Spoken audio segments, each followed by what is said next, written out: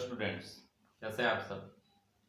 आज हमें अपने इसी वैल्यू एडेड मेथड के चैप्टर में टॉपिक में आगे बढ़ना है और आज हम देखेंगे कि वैल्यू एडेड मेथड में प्रैक्टिकल क्वेश्चंस को कैसे सॉल्व आउट किया जाता है।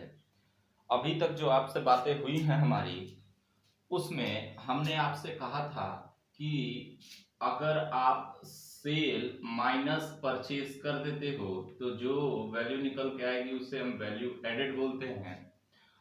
और मैंने इस फॉर्मूले को चेंज करके एक दूसरा फॉर्मूला आपको समझाया था, जिसमें मैंने कहा था कि सिर्फ सेल करना ही इंक्लूड नहीं किया जाता इसमें, बल्कि और बहुत सारी चीजें होती हैं, जैसे कि सेल्फ कंजम्पशन, जैसे कि आपका सेल, जैसे कि आपका चेंज इन स्टॉक, ये तीन चीजें ली जाती हैं वैल्यू ऑफ आउटपुट में। मैंने कहा था कि इन तीन चीजों को एक नाम दिया जाता है जिसे हम कहते हैं क्या, वैल्यू ऑफ आउटपुट। अब जब आप इस वैल्यू ऑफ आउटपुट को निकाल लेते हो तो इसमें से जब आप माइनस करोगे इंटरमीडिएट कंजम्पशन, तो जो वैल्यू निकल के आएगी हम उसे वैल्यू एडेड का नाम देते थे। अब बात इसी में आगे बढ़ानी है। बात यह है कि अगर वैल्यू एडेड आ गया तो इसी वैल्यू एडेड को बच्चे हम बोलते हैं gross value added at market price. Gross क्यों? क्योंकि अभी डेप्रिसिएशन माइनस करना बाकी है। हमने सिर्फ गुड्स एंड सर्विसेज को प्रोड्यूस किया है ना। अब प्रोड्यूस करने के बाद उसमें से जब डेप्रिसिएशन माइनस करेंगे तब तो नेट होगा, मतलब अभी डेप्रिसिएशन माइनस नहीं हुआ है, दैट इज वाई ये क्या है, ग्रॉस है। और value added at market price, इसका नाम मैंने बोल दिया कि वैल्यू एडेड को ही अगर आप सम टोटल कर दोगे, सारे प्रोड्यूसर्स की वैल्यू एडेड को आप सम टोटल कर दोगे तो इसे हम बोलते हैं क्या, जीवीए एमपी। और इसी जीवीए एमपी का दूसरा नाम जो होता है वो होता है जीडीपी एमपी। हम इसी को जीडीपी एमपी बोलते हैं। और इस मेथड में अगर आपको नेशनल इनकम मतलब कि एनएनपीएफसी निकालना है तो एनएनपीएफसी निकालने के लिए आप जी से एन पे जाने के लिए क्या करोगे, अब डेप्रिसिएशन माइनस कर दो, जो माइनस नहीं था तो ये नेट हो जाएगा। अच्छा, अब मैं आपको थोड़ी सी बारीकियों के बारे में भी समझा दूं। अगर इस जीडीपी एमपी से आप माइनस कर दोगे डेप्रिसिएशन तो आप इसे बोलोगे क्या, एनडीपी एमपी, या फिर आप इसे एनवीए एमपी भी बोल सकते हो, क्योंकि GVA MP is equal to अगर जीडीपी एमपी है तो जी से अगर हम डेप्रिसिएशन माइनस कर दें तो एन बचेगा और ये वैल्यू एडेड एनवीए एमपी हम इसे बोल सकते हैं। अच्छा, अब इस एनडीपी एमपी से आपको माइनस करना, प्लस करना है क्या, एन फीफा, डोमेस्टिक से नेशनल पे जाने के लिए एन फीफा को आप अगर प्लस कर दोगे तो जो आएगा वो N N P M P आएगा। और एम पी से अगर एफ सी पे जाना है तो लेस एन आई टी कर दो, तो जो वैल्यू आएगी आपकी वो N N P F C P आएगी। इतनी कहानी हमने आपके साथ अभी तक डिस्कस किया है। अब जो भी छोटी छोटी बातें हैं हम क्वेश्चन के माध्यम से उसे सॉल्व करेंगे और क्वेश्चन में ही उसे आपको समझाते चले जाएंगे। वीडियो को अंत तक देखते चलिए, आपके एक एक डाउट क्रिस्टल क्लियर हो जाएंगे, इस बात की गारंटी मैं देता हूं। अब जरा बात को ध्यान से समझेंगे। कहता है कि calculate value added by firm A. अगर आपको वैल्यू एडेड निकालना है फर्म ए का तो मैं सबसे पहले आपको क्वेश्चन पकड़ने का तरीका बताता हूं, क्वेश्चन उठाना कैसे है। उसके बाद आप जो भी कॉन्सेप्ट पढ़े हैं उसको लगा देंगे, बिल्कुल और बिल्कुल क्वेश्चन सॉल्व हो जाएगा। सबसे पहले तो आपको फर्म ए का वैल्यू एडेड निकालना है। सबसे पहला काम, सर वैल्यू एडेड निकालना है तो वैल्यू एडेड निकालने के लिए हमें करना क्या होता है, तो सर हमें करना होता है यहाँ पे value of output minus intermediate consumption. अच्छा, इस वैल्यू ऑफ आउटपुट को अगर कुछ न दिया हो तो सिर्फ किसको मान लेते हैं, सेल को। और इसे इंटरमीडिएट कंजम्पशन क्या है, परचेजेस ऑफ रॉ मटेरियल। मतलब ये फॉर्मूला हमें लगाना है और वैल्यू एडेड क्या हो जाएगा, फर्म ए का निकल जाएगा, बिल्कुल सही। अच्छा, अगर फर्म ए की बात करें तो इंफॉर्मेशन के तौर पे दिया हुआ है सेल, हाँ ठीक है। अब देख लो कि वैल्यू ऑफ आउटपुट लिखना है कि सिर्फ सेल लिखना है। सर आपने समझा रखा है कि जो ओरिजिनल चीज होती है वो वैल्यू ऑफ आउटपुट होती है, वैल्यू एडेड निकालने के लिए सिर्फ सेल पे हम भरोसा नहीं कर सकते। अपने पिछली वीडियोस में भी इस बातों को ध्यान से सुना था। हाँ सर ये बात तो हमने सुनी है। तो आप आगे बढ़ो तो सिर्फ सेल को न ले, देखें और क्या दिया हुआ है, तो सर सिर्फ कंजम्पशन भी दिया हुआ है और उसके बाद ओपनिंग स्टॉक और क्लोजिंग स्टॉक दिया हुआ है। हमें चेंज इन स्टॉक चाहिए होता है, लेकिन ये चेंज इन स्टॉक नहीं दिया हुआ है। इसने क्या दिया हुआ है, क्लोजिंग और ओपनिंग स्टॉक अलग अलग से दिया हुआ है। क्या दिक्कत है, हम यहाँ पे एक वर्किंग नोट बनाएंगे, वर्किंग नोट, और उसमें हम कैलकुलेट करेंगे calculation of value of output. Sir value of output कैसे निकलता है, तीन चीजें, क्या, एक तो सेल्फ कंजम्पशन, दूसरा क्या आपका सेल, और तीसरा क्या आपका जो है change in stock, change in stock. अब ये चेंज इन स्टॉक कैसे निकलता है, sir closing minus opening stock कर देंगे तो जो निकलेगा वो चेंज इन स्टॉक निकलेगा। अब इसी चीज को प्लस कर देंगे तो जो अमाउंट निकलेगा वो क्या, वैल्यू ऑफ आउटपुट निकलेगा। सर बिल्कुल सही, कर लो, ऐसे कर लोगे तो भी ठीक है, फॉर्मूला लिख के करना है आपको तो भी ठीक है। इस तरीके से मुझे मजा आता है क्योंकि बातें क्रिस्टल क्लियर होती हैं, आप बातों को ध्यान से सुनेंगे। देखो सेल्फ कंजम्पशन की बात करें तो इस क्वेश्चन में सेल्फ कंजम्पशन दिया हुआ है 50, मैंने लिख दिया 50 प्लस। सेल की बात करें तो सेल दिया हुआ है 100, मैंने लिख दिया 100। उसके अलावा ओपनिंग स्टॉक और क्लोजिंग स्टॉक, ध्यान से देखना, हमें लिखना चेंज इन स्टॉक, स्टॉक में कितने का चेंज हुआ वो लेना है, ऐड करना है यहाँ पे। लेकिन आपको अलग से क्लोजिंग और ओपनिंग दिया हुआ है तो क्या दिक्कत है, क्लोजिंग दिया हुआ है 100 माइनस ओपनिंग दिया हुआ है कितना 50, तो अमाउंट कितना आ गया, सर ये आ गया आपका 50, 100 में से 50 किया कितना 50। अब इन सारी चीजों को प्लस कर लेंगे तो 100 और 100 200 वैल्यू ऑफ आउटपुट निकल गया। वैल्यू ऑफ आउटपुट को यहाँ पे लिख देंगे कितना, सर 200, सॉरी 200 हमने लिख दिया यहाँ पे 200। अच्छा सर इंटरमीडिएट कंजम्पशन, अब इंटरमीडिएट कंजम्पशन के लिए ध्यान से देखिए, लिखा हुआ है परचेजेस ऑफ रॉ मटेरियल। अब बातों को ध्यान से सुने, अगर कभी भी क्वेश्चन में परचेजेस ऑफ रॉ मटेरियल दिया हुआ है और उसके साथ साथ इंटरमीडिएट कंजम्पशन दिया हुआ है, तो मैंने पिछली वीडियो में भी आपको समझाया था और आज भी बोल रहा हूं, गांठ बांध दीजिए कि कभी भी आपको इंटरमीडिएट कंजम्पशन पे ही भरोसा करना है। अगर क्वेश्चन में इंटरमीडिएट कंजम्पशन दिया होता तो मैं इस परचेजेस ऑफ रॉ मटेरियल की वैल्यू यहाँ पे माइनस नहीं करता, मैं सिर्फ और सिर्फ इंटरमीडिएट कंजम्पशन की वैल्यू माइनस करता। तो इस केस में परचेजेस ऑफ रॉ मटेरियल दिया हुआ है और कोई इंटरमीडिएट कंजम्पशन की वैल्यू हमें दे नहीं रखी, तो हम directly purchases of raw material को ही इंटरमीडिएट कंजम्पशन मान लेंगे कि और कुछ नहीं हुआ, सिर्फ रॉ मटेरियल ही परचेज हुआ है। तो उस केस में यहाँ पे इसकी वैल्यू कितनी आ गई 25। अब माइनस करने के लिए आपको सबको पता है ब्रैकेट डिनोट माइनस आइटम, मैंने ब्रैकेट लगा दिया। अब फिर उसके बाद 200 में से 25 गया 175, वैल्यू एडेड बाय फर्क एक कितना हो गया 175। ये क्वेश्चन आपको पूरी तरीके से कॉन्सेप्ट के साथ याद रखिए। क्लोजिंग माइनस ओपनिंग, यहाँ पे चेंज इन स्टॉक ऐड करना होता है तो change in stock closing minus opening. अच्छा अगर मान लीजिए मैं इसी क्वेश्चन में आपके साथ ये एक और बातें कर देना चाहता हूं कि मान लीजिए भविष्य में अगर सिर्फ और सिर्फ आपको क्लोजिंग स्टॉक देता, ओपनिंग स्टॉक अगर आपको नहीं देता तो क्या करते, उस केस में वैल्यू ऑफ आउटपुट कितना होता। देखो बातों को समझो, तो अगर बात करें तो यहाँ पे अगर सिर्फ क्लोजिंग स्टॉक देता और ओपनिंग स्टॉक कुछ नहीं देता तो देखो क्लोजिंग माइनस ओपनिंग, आप ओपनिंग को जीरो मान लेना। समझ में आ रहा है कि नहीं यार बात, अगर जब नहीं दिया हुआ तो क्या होगा सर जीरो होगा। तो उस केस में ओपनिंग स्टॉक को जीरो मान लेना और 100 माइनस जीरो कितना होता है 100, और उस केस में 2 और 200 और ये 50 कितना हो जाता 250 वैल्यू ऑफ आउटपुट हो जाता। अच्छा सर मान लो अगर हमें क्लोजिंग स्टॉक गिवन नहीं होता तो फिर क्या करते, बिल्कुल सही जवाब, आप बिल्कुल सही क्वेश्चन पूछ रहे हो, आपका क्वेश्चन बिल्कुल जायज है। अगर मान लीजिए सिर्फ ओपनिंग देता तो हमें चेंज इन स्टॉक का फॉर्मूला क्या होता है क्लोजिंग माइनस ओपनिंग।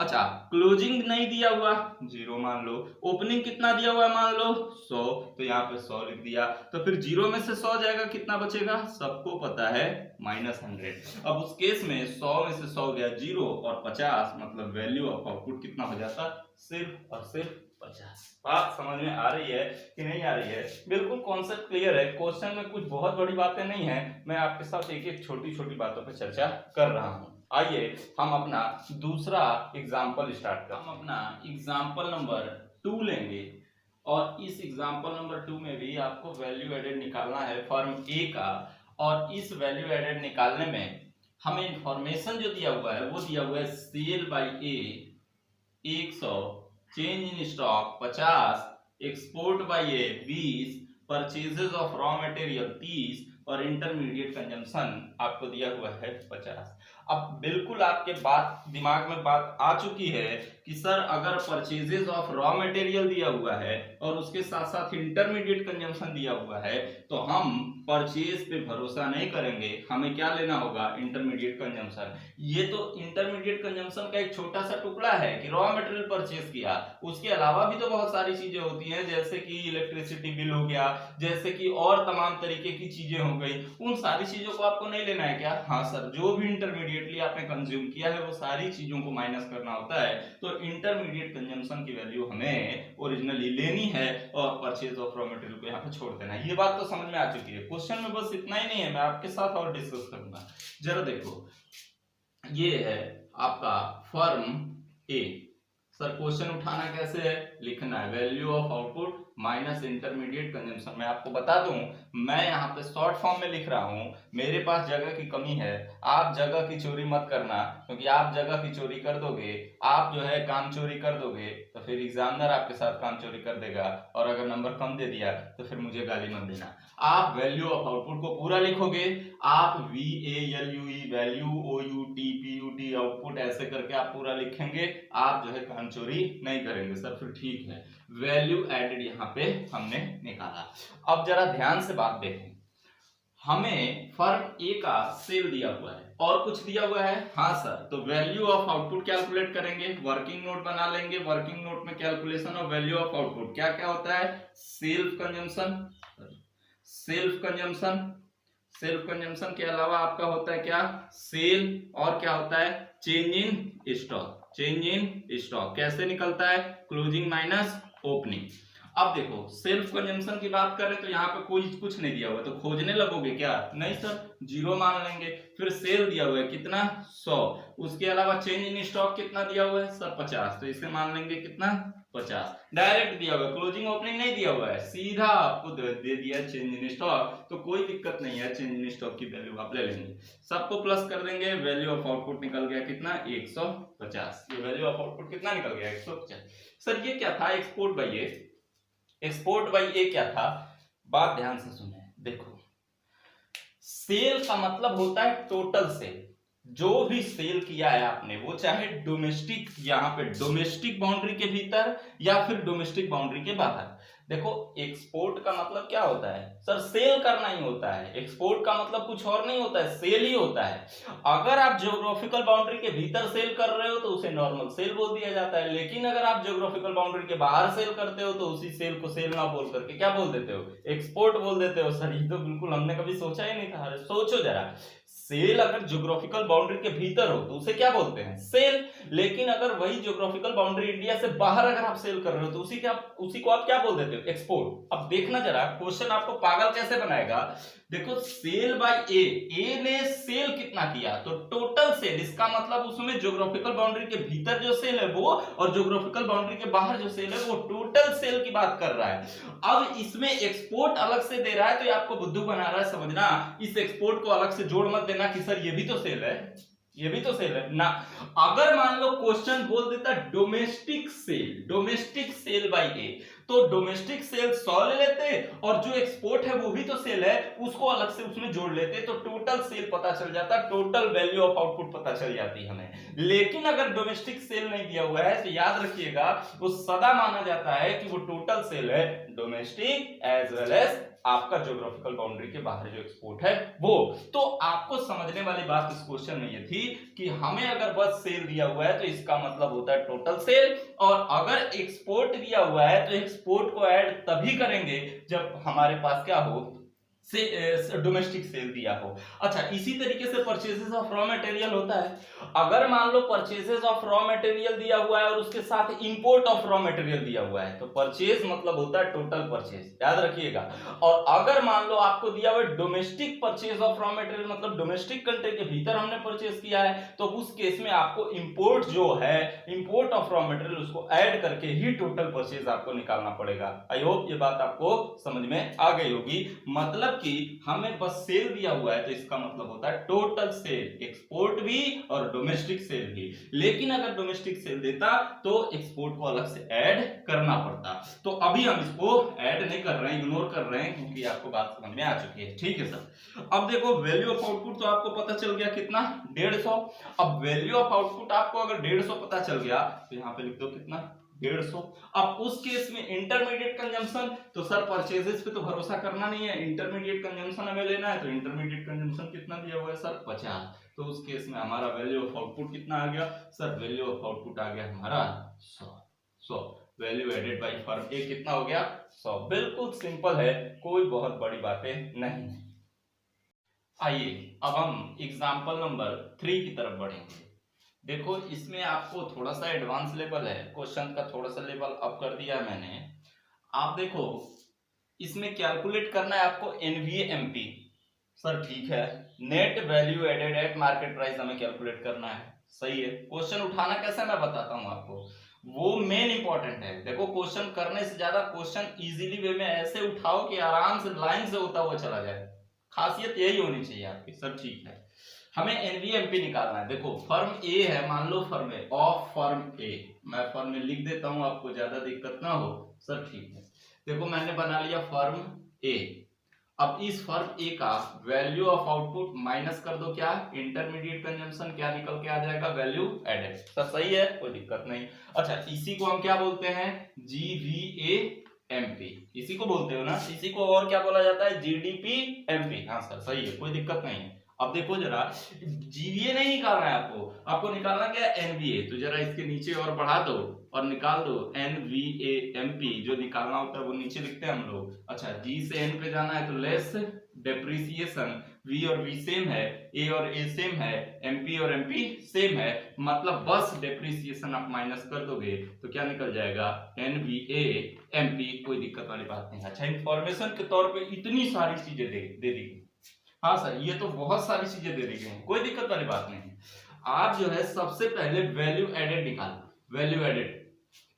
तो वैल्यू एडेड के लिए वैल्यू ऑफ आउटपुट, तो वर्किंग नोट बना लिया और वर्किंग नोट में लिख दिया calculation of value of output. अब ये कैसे निकलेगा वैल्यू ऑफ आउटपुट, तीन चीजों का सम टोटल। सेल्फ कंजम्पशन मैं शॉर्ट में लिखता हूं, आपको होप समझ में आ रहा होगा। सेल्फ कंजम्पशन, फिर क्या है सेल, फिर क्या है चेंज इन स्टॉक। अब ये तीन चीजें ऐड कर लेंगे हम लोग, क्या निकल जाएगा, वैल्यू ऑफ आउटपुट। देखो सेल दिया हुआ कितना, 90, हमने लिख दिया 90। उसके बाद सेल्फ कंजम्पशन, सर कुछ नहीं दिया हुआ, 0, plus change in stock. Sir देखो चेंज इन स्टॉक नहीं दिया हुआ है तो क्या दिया हुआ है, क्लोजिंग माइनस ओपनिंग। ये तो वैल्यू दे रखी है ना दोनों। देखो 25 माइनस 15 कितना होता है सर, 25 माइनस 15 बच जाएगा आपका 10। इसका मतलब ये है कि आपका वैल्यू ऑफ आउटपुट जो आएगा वो आएगा सर 90 और 10 कितना, 100। हमने वैल्यू ऑफ आउटपुट कितना पुट कर दिया, 100। ये आपका वर्किंग नोट नंबर 1 कैसे आया है, वर्किंग नोट नंबर 1 में मैंने आपको समझा दिया। सर ठीक है, अब जरा देखना इंटरमीडिएट कंजम्पशन। सर देखो इसके बाद आईटी दिया हुआ है, अरे कहीं भी आईटी का काम है क्या, याद रखिएगा क्वेश्चन में जितना दिया हुआ है उसका यूज है, ये गलत सोच है। जो जो चीज दिया हुआ है उस चीज को आपको इस्तेमाल ही करना है, ये कोई जरूरी बात नहीं है। आपको बस ये कॉन्सेप्ट ध्यान रखना है कि हमें क्या निकालना है, उसके लिए क्या क्या चाहिए। मैंने इसीलिए तो सबसे पहले लिख दिया, अब जो जो चाहिए वो आपके क्वेश्चन में गिवन होना चाहिए, और नहीं दिया हुआ तो 0 मान लो, सीधी सी बात है। इतनी समझ में आ रही है नहीं सर, फिर ठीक है सर, फिर ठीक है। हाँ याद रखना सब चीज 0 मत मान लेना, ना दिया हो तो कुछ ट्रिक्स भी होती है, मैं आपको आगे क्वेश्चन पे समझाऊंगा। सर ठीक है, तो ये इनका काम हो गया। आईटी हमें अभी कोई काम ही नहीं है। अच्छा डेप्रिसिएशन की वैल्यू डेप्रिसिएशन के पास लिख दो यहाँ पे 20, और हाँ माइनस करना है तो ब्रैकेट लगाना मत भूलना, क्योंकि माइनस प्लस करते समय आप भूल सकते हो। ठीक है, ब्रैकेट लगा दिया तो नहीं भूलेगा। सर ठीक है, इंटरमीडिएट कंजम्पशन 40 दिया हुआ है, हमने लिख दिया 40। सर इंटरमीडिएट कंजम्पशन के अलावा परचेजेस ऑफ रॉ मटेरियल भी तो दिया हुआ है। अरे छोड़ो ना, क्या परेशान हो रहे हो, मैंने आपको पिछले वीडियो में पिछले टॉपिक में ही बताया। हाँ सर ये तो ठीक है, मतलब इसका कोई काम नहीं है, परचेजेस जब इंटरमीडिएट कंजम्पशन दिया होता है तो परचेजेस का कोई काम नहीं होता है सर, ठीक है। उसके बाद रेंट, कहीं भी रेंट की बात कही गई है क्या सर? कुछ नहीं, इसको भी हमें नहीं लेना है, डायरेक्ट इंटरमीडिएट कंजम्पशन हमने ले लिया है। अच्छा फिर तो सब हो ही गया सर, अब बस फिल इन द ब्लैंक्स करना है। ऐसे ही सारे क्वेश्चन होते हैं, आप बस कॉन्सेप्ट को समझिए, फिल इन द ब्लैंक्स ही आपको करना है, कुछ नहीं करना है। 100 में से 40 गया, कितना बचा सर? 60। अच्छा सर 60 में से 20 चला गया, एनवीएमपी कितना आ गया sir? 40। That is called answer. ये हमारा आंसर है। आप देखो आपको कितना समझ में आया, कितना इजी वे में आपको ये सारी बातें समझ में आ रही हैं। आई होप आपको समझ में आ रही है, मैं अकेले नहीं हो रहा हूँ। हम अपने एग्जाम्पल नंबर 4 की तरफ पढ़ेंगे और इसमें कुछ बातें हैं जो आपको समझानी है, जरा ध्यान से देखेंगे। सर इसमें क्या कैलकुलेट करना है? देखो जीवीए एफसी कैलकुलेट करना है। अब ये जीवीए एफसी निकालने के लिए आप देखो यहाँ पे लिख दो फर्म ए और इसमें आपने लिख दिया value of output minus intermediate consumption, जो आ गया उसे हमने बोल दिया वैल्यू एडेड, और इसी को हम बोलते हैं जीवीए एमपी। आपको निकालना क्या है? GVA FC. अब ये जीवीएफसी कैसे निकलेगा? जी सेम है, वीवी सेम है, ए सेम है, एमपी से एफसी पे जाना है। तो सर सबको पता है एमपी से एफसी पे जाने के लिए लेस एनआईटी कर देते हो आप, अब ध्यान से बातों को सुनना। इस क्वेश्चन में दिया हुआ है सेल और ओपनिंग और क्लोजिंग स्टॉक। सबसे पहला काम तो होगा वैल्यू ऑफ आउटपुट निकालना। देखो मैंने पहले ही फॉर्मेट रेडी कर दिया है। अब देखो वैल्यू ऑफ आउटपुट निकालना है तो सेल की वैल्यू लिख दो, कितना? 500, और उसके बाद ओपनिंग माइनस क्लोजिंग, तो sir sorry closing minus opening होता है, याद रखिएगा क्लोजिंग माइनस ओपनिंग होता है। तो क्लोजिंग दिया हुआ है 20 और ओपनिंग दिया हुआ है 30। तो सबको पता है कि 20 में से 30 अगर जाएगा तो जाहिर सी बात है -10 आंसर बचेगा, और उस केस में value of output is equal to आपका हो जाएगा 500 में से 10 चला गया 490। The value is 490। तो वैल्यू ऑफ आउटपुट हम लिख देंगे कितना? 490। अब जरा ध्यान से बातों को सुनेंगे। ये सारा चीज हो गया purchases of intermediate product, direct दे दिया ना इंटरमीडिएट प्रोडक्ट का परचेज। तो अब उसके बाद कोई भी इंटरमीडिएट कंजम्पशन आपको नहीं लिखना, सिर्फ 300 इंटरमीडिएट कंजम्पशन के तौर पे आपको यहाँ पे लिख देना है। हाँ आप ब्रैकेट लगाना मत भूलना, नहीं तो प्लस की जगह माइनस की जगह प्लस कर दो क्या सर? फिर ठीक है।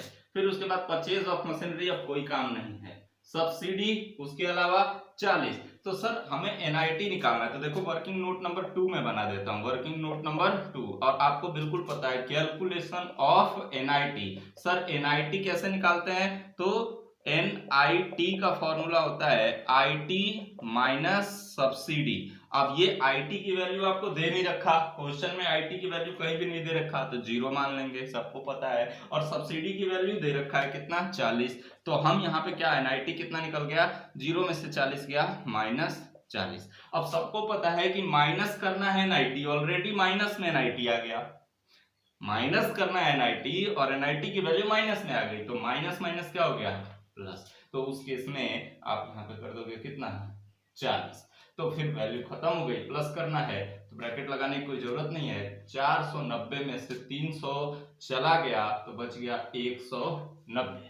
समझ में आ रही बात? अब उसके बाद 190 में से आप यहाँ पे 40 माइनस कर दो तो 0, 9 में से 4 गया 5।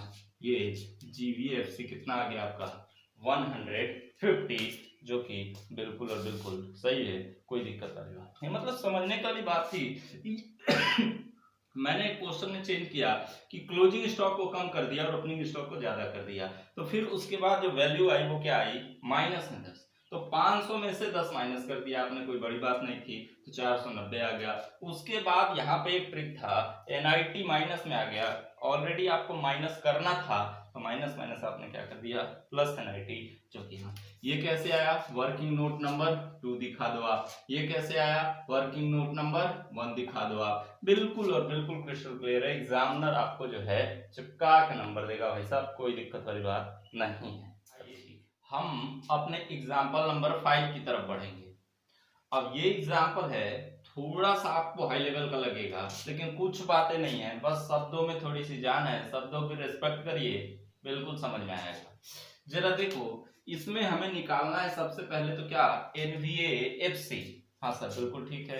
अब एनवीएफसी निकालना है तो हम अपना वही फॉर्मेट बनाएंगे, फर्म ए। फर्म ए में मैंने लिख दिया क्या, value of output minus intermediate consumption, आ गया वैल्यू एडेड, इसी को हम बोलते हैं क्या, जीवीएएमपी। और यहां से हमें जाना है कहाँ, एनवीएएफसी। एनवीएफसी जी से एन पे जाने के लिए लेस डेप्रिसिएशन, एमपी से एफसी पे जाने के लिए लेस एनआईटी। अब तो कोई दिक्कत नहीं है ना। अब जरा बात ध्यान से सुनेंगे, क्वेश्चन में जो इंफॉर्मेशन गिवन है उसमें वैल्यू ऑफ आउटपुट के लिए क्या दिया हुआ है, तो सर सेल दिया हुआ है, अनसोल्ड स्टॉक दिया हुआ है। सर ये क्या है, ये अनसोल्ड स्टॉक क्या है, देखो साल के लास्ट में जो स्टॉक बिकने से रह जाता है हम उसे क्या बोलते हैं, अनसोल्ड स्टॉक। बिल्कुल सीधी सी बात थी, कोई बहुत बड़ी बात नहीं थी। नहीं सर, तो सेल की वैल्यू दे रखा है 20 और अनसोल्ड स्टॉक दिया हुआ है मतलब क्लोजिंग स्टॉक, उसी को तो बोलते हैं क्लोजिंग स्टॉक। क्लोजिंग स्टॉक मतलब अनसोल्ड स्टॉक। तो अनसोल्ड जो साल के लास्ट में नहीं बिका, तो अनसोल्ड स्टॉक दिया हुआ है कितना, 2। ओपनिंग तो दिया नहीं है तो कितना मान लो 0, तो उस केस में कितना आ गया, चेंज इन स्टॉक 2। तो 20 में दो जोड़ दोगे तो वैल्यू ऑफ आउटपुट कितना आ गया, 22। तो यहाँ पे मैंने लिख दिया कितना, वैल्यू ऑफ आउटपुट 22। हाँ सर बिल्कुल ठीक है।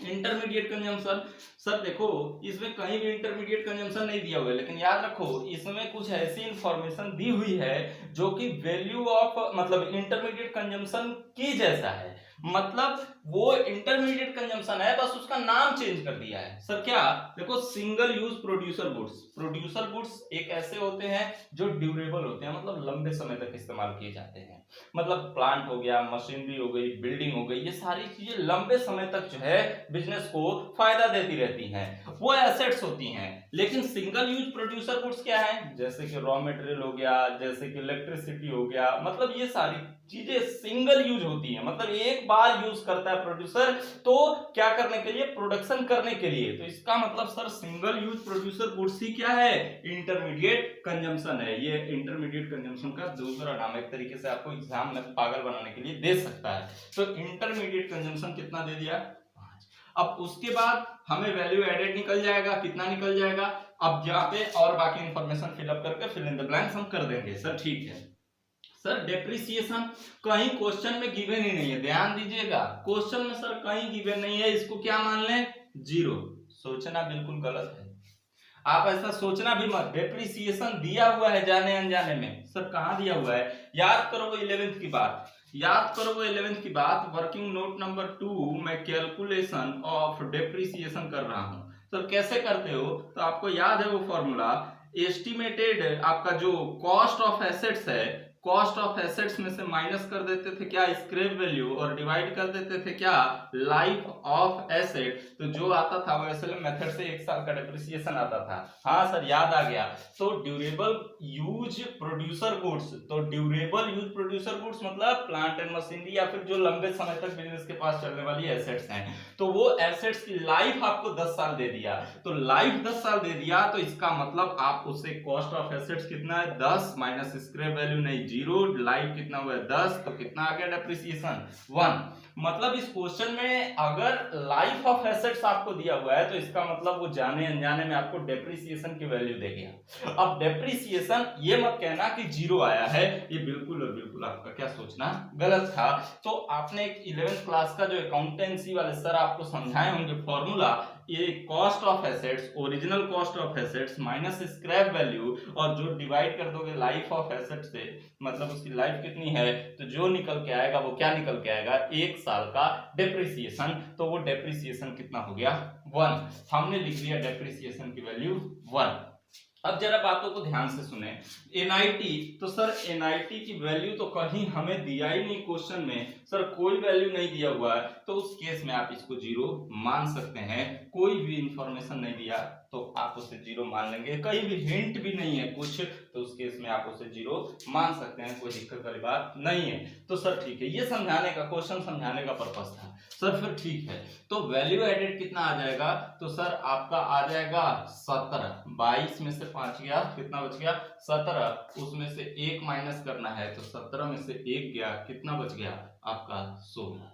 अब मान लो यहाँ पे इंफॉर्मेशन दिया होता आईटी या सब्सिडी कुछ भी दिया होता तो मैं प्लस माइनस करके यहाँ पे निकाल लेता, लेकिन कुछ भी नहीं दिया तो उसको जीरो मान लिया। और अगर इनकेस आपको क्वेश्चन में दे भी दिए तो आप उसे निकाल सकते हो, कोई बड़ी बात नहीं। तो क्वेश्चन में एक ये working depreciation working note number 2 से मैंने निकाला है, value of output working note number 1 से निकाला है। आप ऐसे दिखा दो, फिर कोई दिक्कत क्वेश्चन में आपको नहीं है। बातें आई होप आपको समझ में आ चुकी होंगी। तो ऐसे ऐसे और एडवांस लेवल के क्वेश्चन हम अपने नेक्स्ट वीडियो में लाएंगे। अभी तक के लिए थैंक यू, आप जो है इसको समझते हैं।